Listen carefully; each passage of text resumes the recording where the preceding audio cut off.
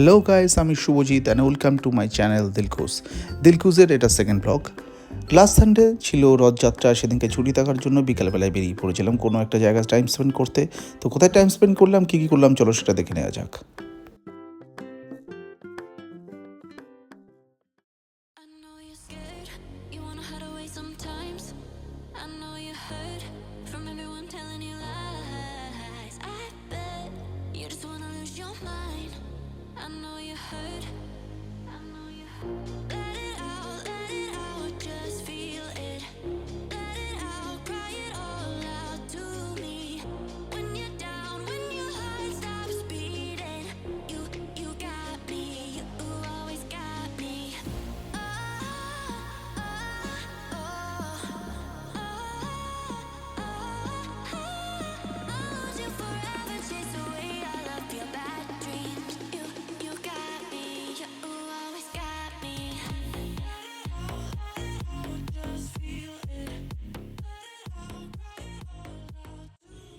So video দেখে মোটামুটি বোঝাই যাচ্ছে যে সেদিনকে টাইম স্পেন্ড করতে আমরা চলে গিয়েছিলাম সাউথ ক্যালকাটার ভায়ুতে।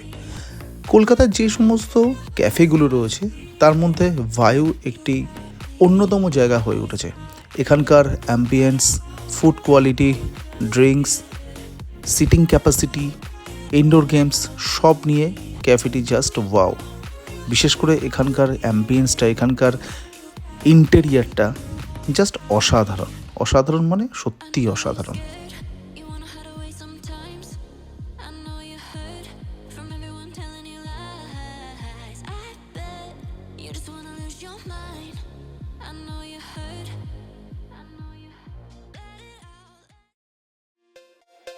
স্টার্ট করেছিলাম হুক্কা দিয়ে, যদিও I am not a hookah lover. তারপরে নিয়ে নিয়েছিলাম একটি পিৎজা, একটি চিকেন পিৎজা। পিৎজা বলতে যা বুঝি এখানে টেস্ট করে দেখলাম টেস্ট সম্পূর্ণ অন্যরকম, অথেন্টিক পিৎজা। তারপরে নিলাম একটু ফ্রেঞ্চ ফ্রাইস এবং নিয়েছিলাম একটু ক্রিস্পি চিকেন, যা টেস্ট ছিল সম্পূর্ণ অসাধারণ। তারপর একটু তারপরে যেটা দেখে মন কেড়ে নিল সেটা হলো এখানকার ফ্রোজেন বিয়ার। ফ্রোজেন বিয়ার বানানোর এই টেকনিকটি বোধহয় কলকাতার মধ্যে সর্বপ্রথম এই ক্যাফেটিতেই রয়েছে, যেটা জাস্ট অসাধারণ। যারা এখনও অবধি যাওনি প্লিজ গিয়ে একবার ট্রাই করো, স্পেশালি পিৎজাটা ট্রাই করো, ডিফারেন্সটা বুঝতে পারবে ডমিনোস এবং অরিজিনাল পিৎজার মধ্যে। আর এই ফ্রোজেন বিয়ারটা জাস্ট ওয়াও। ঠিক সাজালে এরকম টাইপের দেখতে লেগেছিলো যখন এটা আমাদের সার্ভ করেছিল। সেটাকে চামচ দিয়ে কেটে খেতে হয়েছিল, এর টেস্টটাও কিন্তু অসাধারণ ছিল।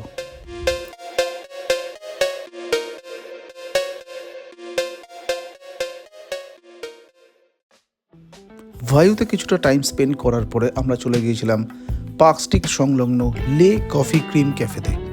এই ক্যাফেটাও কিন্তু জাস্ট অন্যরকম ক্যাফে। অন্যরকম মানে এখানকার ইন্টেরিয়ার আমরা আস্তে আস্তে দেখব। ইন্টেরিয়ারটা দেখলেই মোটামুটি বোঝা যাবে যে এই ক্যাফেটি কিন্তু আর 5টি ক্যাফের মতো নয়।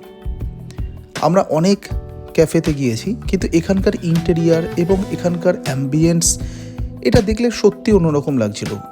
ইন্টেরিয়ার ডেকোরেশন যেগুলো ছিল সেগুলো সত্যিই খুব অসাধারণ।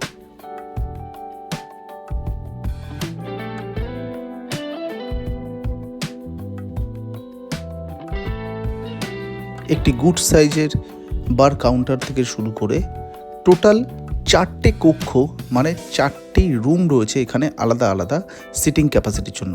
আমি যদি খুব ভুল না হই তাহলে একসাথে আমার হিসাবে অন্তত 70 to 80 পিপলস এখানে গ্যাদার করতে পারবে। এবং তার জন্য কিন্তু মানে ওই যেটা গা ঘিন ঘিন ব্যাপার, মানে অনেকটা লোক একসাথে হয়ে গেছে, নড়াচড়া যাচ্ছে না, এরকম কোনো পজিশনই নেই।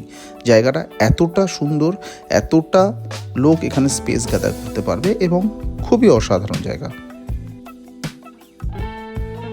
সো আমরা যেহেতু 4 জন গিয়েছিলাম, তো সেই কারণে ফার্স্টে একটি 2.5 লিটারের ক্যালডেরা আমরা অর্ডার করেছিলাম, যেটা ঠিক এইভাবে আমাদের সামনে প্রেজেন্ট করা হয়েছিল।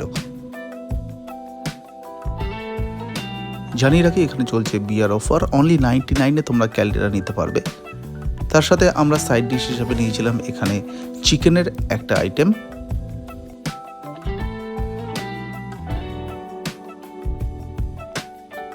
আর তার সাথে নিয়েছিলাম মিক্স সসেজ পাস্তা, যা টেস্ট ছিল পুরো চুমো।